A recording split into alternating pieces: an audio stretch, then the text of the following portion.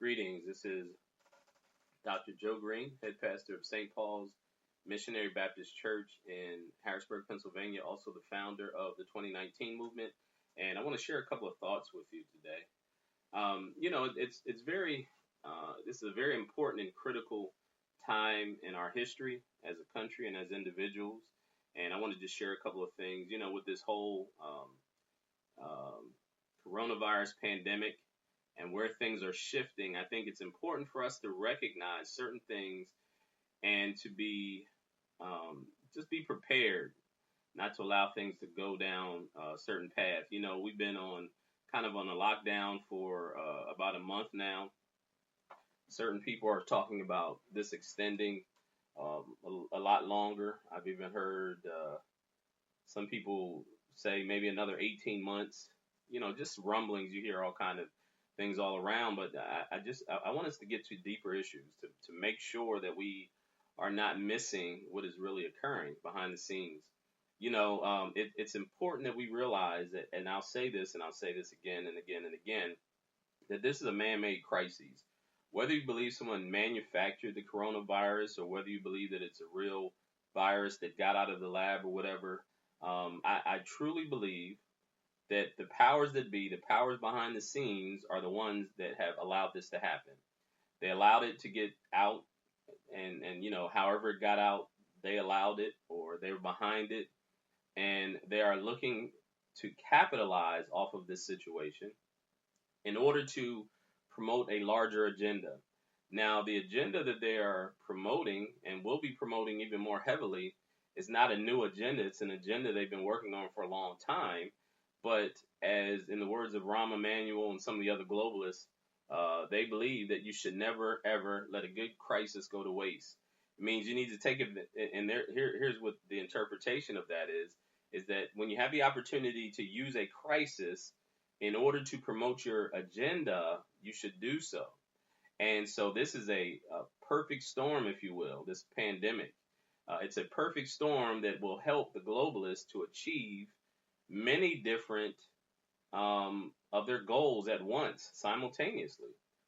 You have the economy that is really hurting right now, and so the globalists have been trying to, or wanting to, crash the United States economy for some time, because in order to destroy, to have a one world governmental system, you have to get rid of strong sovereign nations, and there's no nation that was stronger than the United States that hindered the process of the one world government, new world order.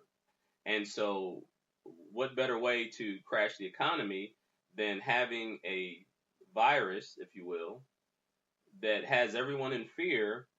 We are self-isolating, or we're isolated, I should say, social distancing from ourselves. Many small businesses are being closed, and even a lot of larger businesses are closed right now. And so not only are the businesses suffering, but ultimately the economy is suffering. And so it's very important for us to recognize this, because at the end of the day, we have to continue to live even after this described pandemic is over with. And so you have to keep that in mind. Also, you have to realize that the powers that be that are working in conjunction with governments, and the United Nations is one of the centerpieces of the one world governmental system, trying to coordinate governmental efforts. The World Health Organization is part of the United Nations, and more specifically, part of their sustainable development goals, which is all about population control. But in any event, if you think about where this is leading to right now, and you understand the government's role, I think it's important in America for us to understand truly what the role of government is. I'm going to go back to the foundation. I'm going to go back to some really foundational things, because a lot of us, most of us had civics. Nowadays, I don't even know if they teach civics in school, but a lot of us forgot civics lessons that we learned. Let's talk a little bit about the Declaration of Independence that was written, and also the preamble to the Constitution and the First Amendment. I'm going to talk about those things because it's so important for us to revisit those as we look at what's happening right here and right now. Thomas Jefferson wrote a letter in 1776 on the right to change one's government. And this is key here. I'm not suggesting a governmental overthrow. I'm just suggesting that we understand the purpose about the foundation of this nation and the Constitution so that we don't lose sight of our true powers and the authority of our government. The most famous and perhaps most eloquent expression of a people's rights to dissolve the political bands which tie them together was penned by Thomas Jefferson in the Declaration of Independence. And he writes, when in the course of human events it becomes necessary for one people to dissolve the political bands which connected them with another, and to assume among the powers of the earth the separate and equal station to which the laws of nature and of nature's God entitle them, a decent respect to the opinions of mankind requires that they should declare the causes which impel them to the separation. Now, this is Thomas Jefferson writing about some of the motivation for us to break away from England, because England, which is a monarchy, was very heavy-handed and overbearing in their rulership and their authority of the colonies here in North America. And so he talks about what are the goals, what is the motivation, or what is the time in which men determine that they should no longer be under that type of governmental authority. And then he goes on to write these famous words, which most of you have probably heard. We hold these truths to be self-evident, that all men are created equal, that they are endowed by their Creator with certain inalienable rights, that among these are life, liberty, and the pursuit of happiness. That to secure these rights, governments are instituted among men, deriving their just powers from the consent of the governed. Let me read that again. I want you to hear what I just read. That to secure these rights, governments are instituted among men, deriving their just powers from the consent of the governed.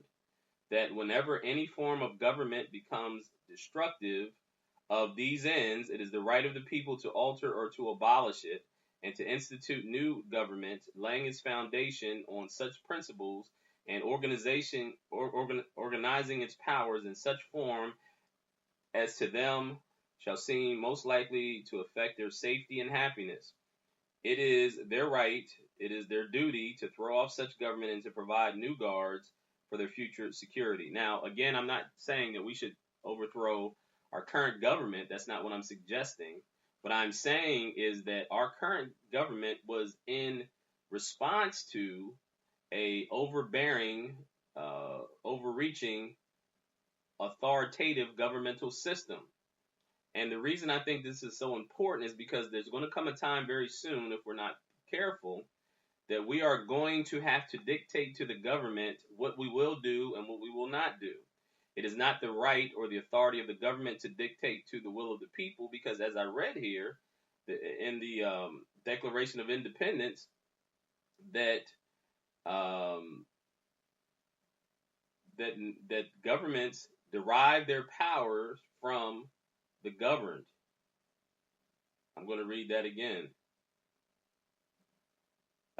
Governments are instituted among men, deriving their just powers from the consent of the governed. It means we give power to the government. We give permission to the government. That's why it's stated that this is a government of the people, by the people, and for the people.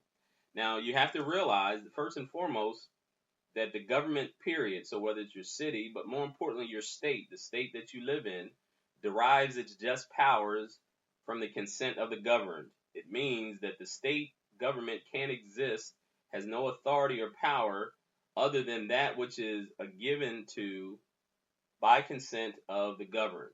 That's the first piece.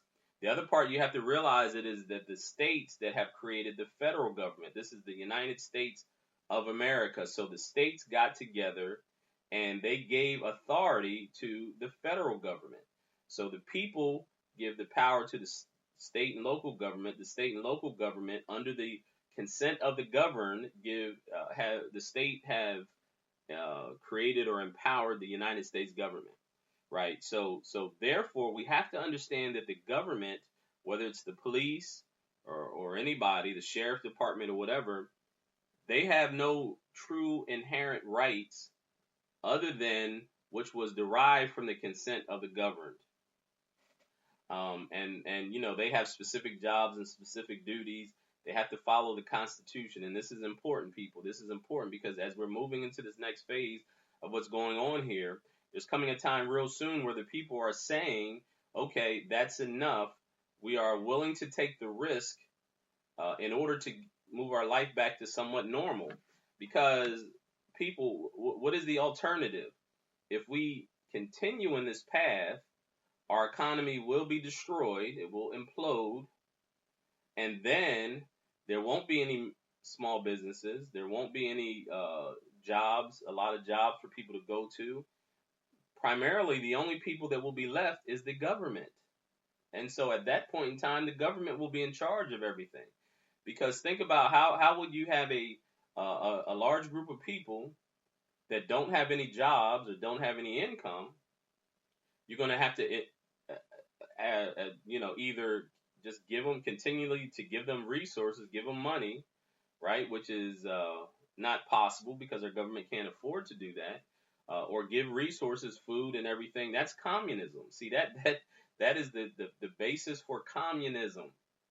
And so you have to be careful because we are moving into a place where our government will become more and more like a communist government. That is why subconsciously, if you listen to the news, they continue to commend communist China for their response to the coronavirus. So what is going to happen is they continue to socially engineer people, predictive programming, giving suggestions that China got it right. China got it right. China is the idea now for how you react to a pandemic, and they're already telling you that as of in the fall, it's going to come back again, right?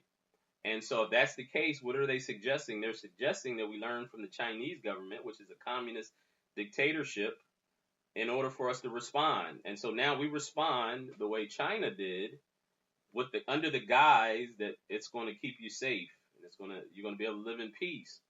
But that is not true. That's not how that works. And it's not supposed to work that way, but they're supposed to convince you that that's how it's going to work.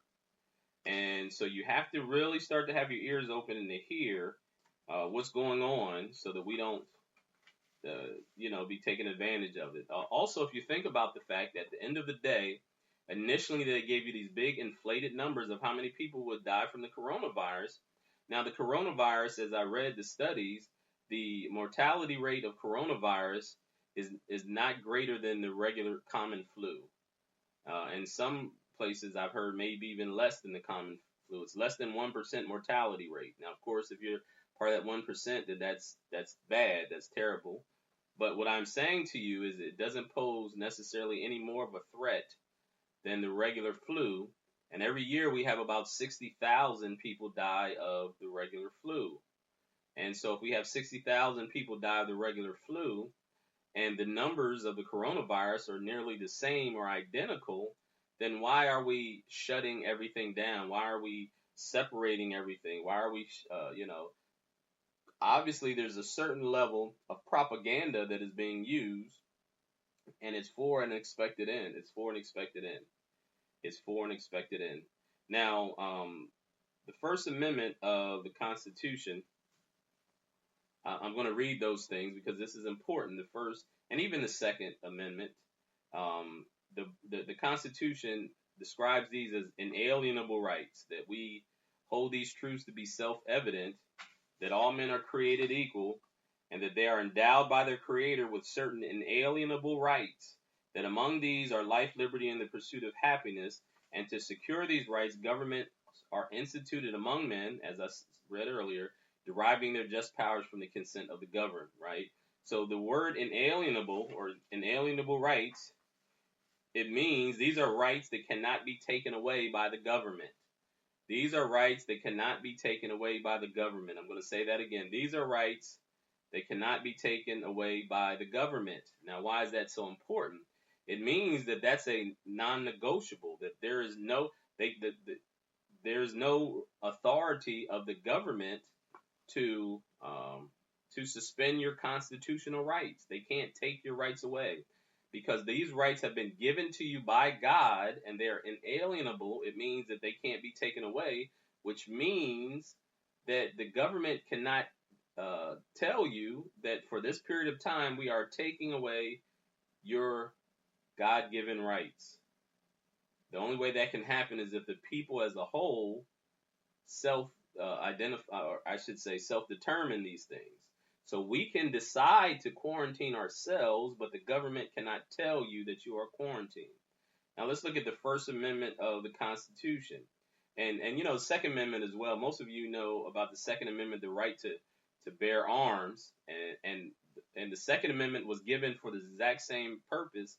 It was to keep governmental tyranny from overstepping its authority in the individual lives of the people. And that's why there's so many people, when you talk about Second Amendment rights, there's so many people that are so passionate about it because they are saying, based on the Constitution, that these rights are inalienable and they can't be infringed upon or taken away. Now, with that being said, it's interesting that the government keeps pushing to take away those rights when those rights were put into place to keep the government from overstepping its authority. But anyway, I digress. So the First Amendment of the Constitution guarantees freedom of religion, freedom of expression, freedom of assembly, and the right, peaceful assembly, and the right to petition. Now, freedom of peaceful assembly and freedom of religion, which means that not only constitutionally they can't tell you can't gather together peaceably, but especially in regards to a religious observance, right? So if you gathering together for religious observances, they can't tell you that you can't gather together. It's unconstitutional. It forbids Congress from both promoting one religion over another, right? So they can't tell you how to do your religion or your religious practices. It guarantees freedom of expression, and you got to be careful because even on social media, there's a lot of things that are trying to censor free speech, right? So if you disagree with a certain point of view or if you have a different opinion, they're shutting that down, saying that that's hate speech. Now that's unconstitutional to do that. The only speech that's not protected is if you provoke somebody to violence or to harm. That is the only free speech that's not protected. So I couldn't get on here and say, everybody, John Smith is a horrible person, go to his house and burn his house down and beat him up, right? That's not protected because I am directly using my words to cause harm to another person. Or I can't go into a crowded movie theater and yell fire if I know that there's not a fire, because the stampede could actually cause someone to be harmed. And so those are two things that aren't protected because that is a direct, it can directly harm someone. But any other speech is protected under the Constitution, and it's an inalienable right. So I have a right to my opinion, whether you agree with it or not. I have a right to say I disagree with your lifestyle. I have a right to say, or even question authority, because think about this. This is about petitioning authority and questioning authority, you know, with free speech. So if people are questioning the narrative about the pandemic, it's ironic if they were to shut that down, saying it's misinformation or it's fake news. So what? I mean, it's bad when that happens. We need to have, you know, educate ourselves and have our ears open. But you have the right to voice your opinion, even if it sounds crazy. Even if your opinion is way off kilter, you have a right to it, and they can't infringe upon that. Here's another term I wanted to talk with you about. It's called hegemony. Hegemony is a term that we should realize. This is a ideology of the globalists, those who study human psychiatry and the human, sociologists from the global perspective. And hegemony is a 19th century term, or became very popular in the 19th century. And it came to denote the social or cultural predominance of ascendancy, predominance by one group within a society or milieu. Later, it could be used to mean a group or regime which exerts undue influence within a society. Also could be used for the geopolitical and cultural predominance of one country over another, from which derive hegemonism, as the idea that the great powers meant to establish European hegemony over Asia and Africa. So when you understand this globalist ideology that originated in Europe, the current New World Order ideology, it was first executed when they began to colonize Asia and Africa. And what their belief is with hegemony is that mankind, certain people will rule over others. There's certain people that are ruling class, and then there's other people. That is the philosophy of hegemony.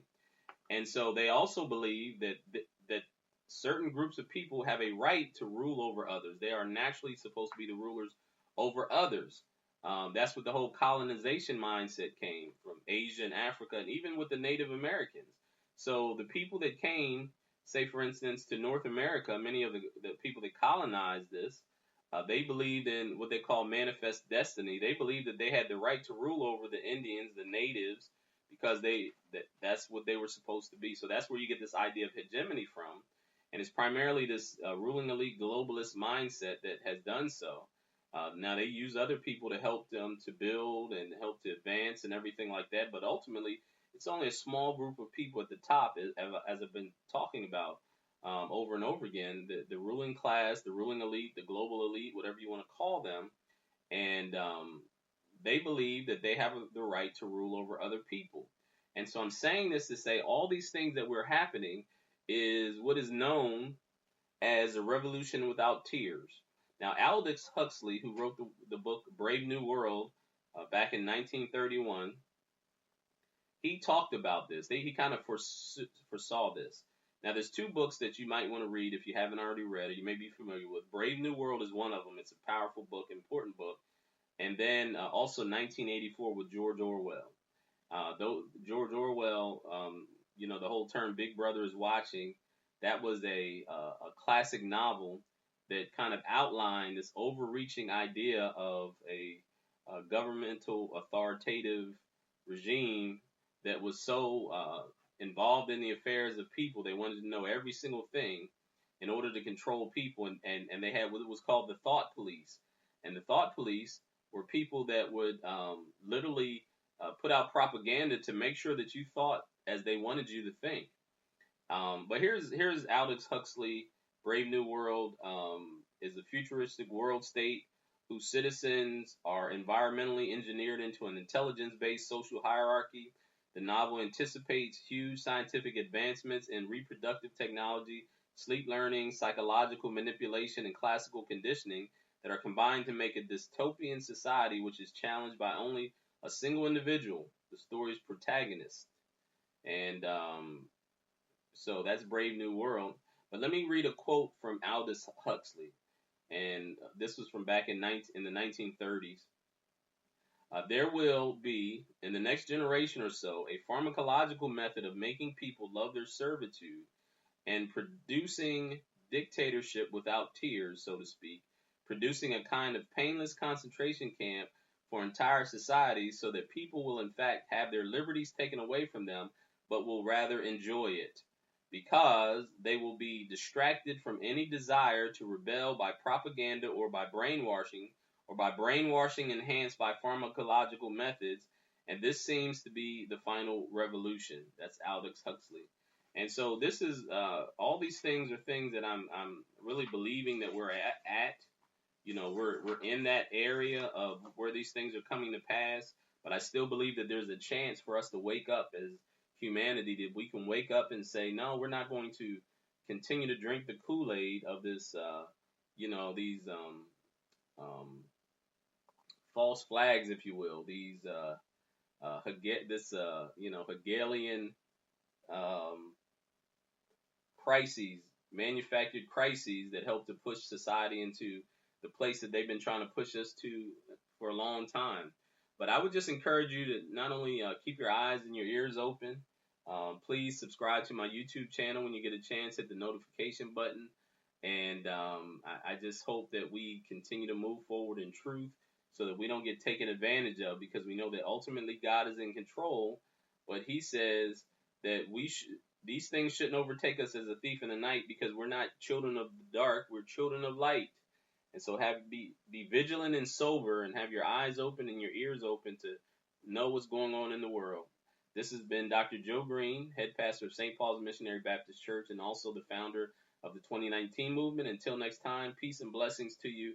Shalom, shalom.